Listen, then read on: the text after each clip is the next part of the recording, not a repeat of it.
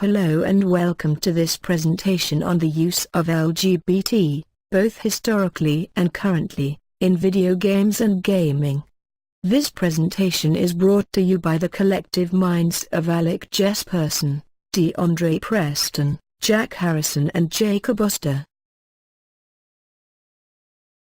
Some of the popular modern culture examples of LGBT in gaming include Gone Home, Persona 4, Bully, Sims 2, and Fable.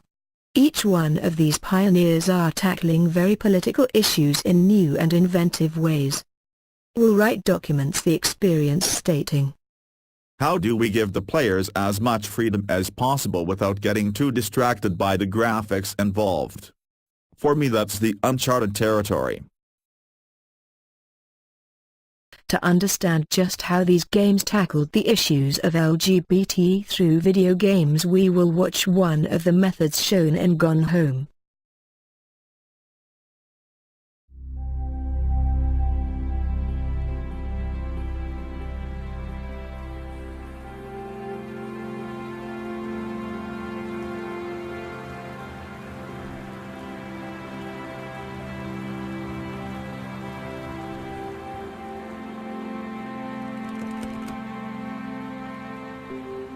Dear Katie, I'm sorry I can't be there to see you.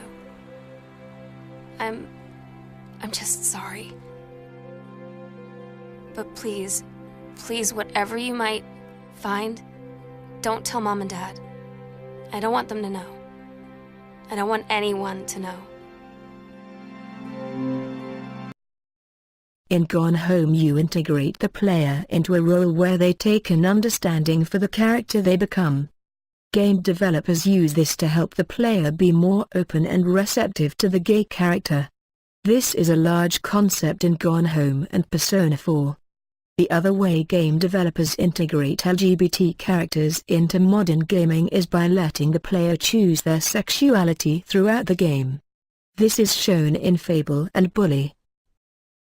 In the past, in the United States, video games fought hard to become a thriving empire, and any issues that prevented them from selling video games was seen as too scary for the market.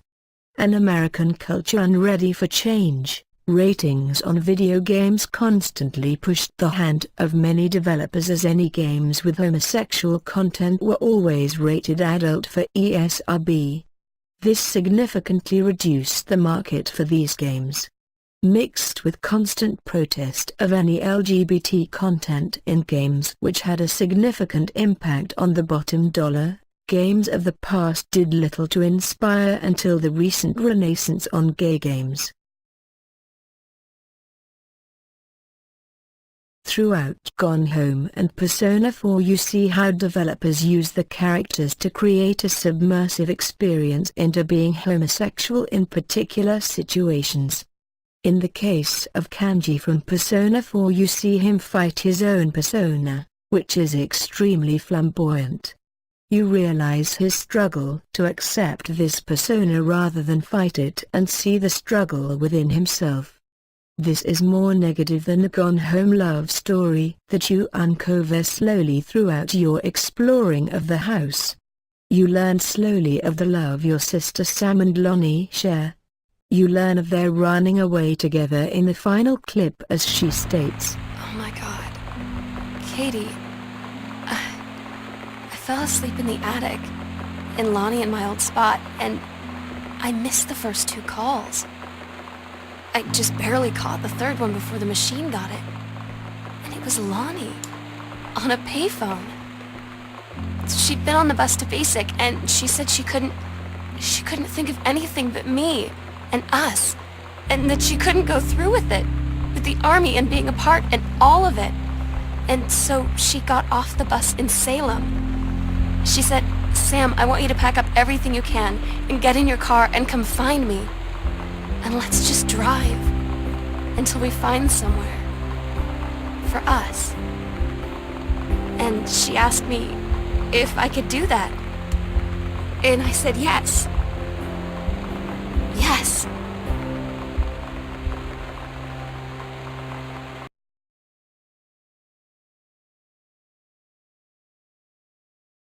While the societies in Japan and the United States are very different, one of the largest differences is that the United States rarely has gray area in its beliefs. It bases much of its own opinion based upon the word of law. An example of this is the recent renaissance on gay gaming, which happened directly following the legalization of gay marriage in several states. In Japan there is a lot more middle ground, causing change to happen much slower. Though a majority in Japan is against openly homosexual acts, against doesn't mean zero tolerance. An example of this is Persona series, a mainstream Japanese game which has allowed the player to have the option of being gay since 1999. This is well before any United States developer gave the option. The following is the statement from a reporter on how Ganji, a character in Persona 4, reflects the societal view of homosexuals in Japan. In Kanji's case, remaining ambiguous and undeclared about his sexuality is not necessarily a rejection of its existence or the developers displaying homophobia, but rather as a comment on homosexuality in a greater Japanese social context. In conclusion, it can be seen how the use of LGBT qualities in video games is becoming one of the strongest ways for gays to construe their feelings to others, helping them grow an awareness and appreciation for gay gamers. With several gay occurrences in recent top-selling games and a cult-like following, it is safe to say that for the moment you can continue to expect gay moments in your games, if you choose to have them.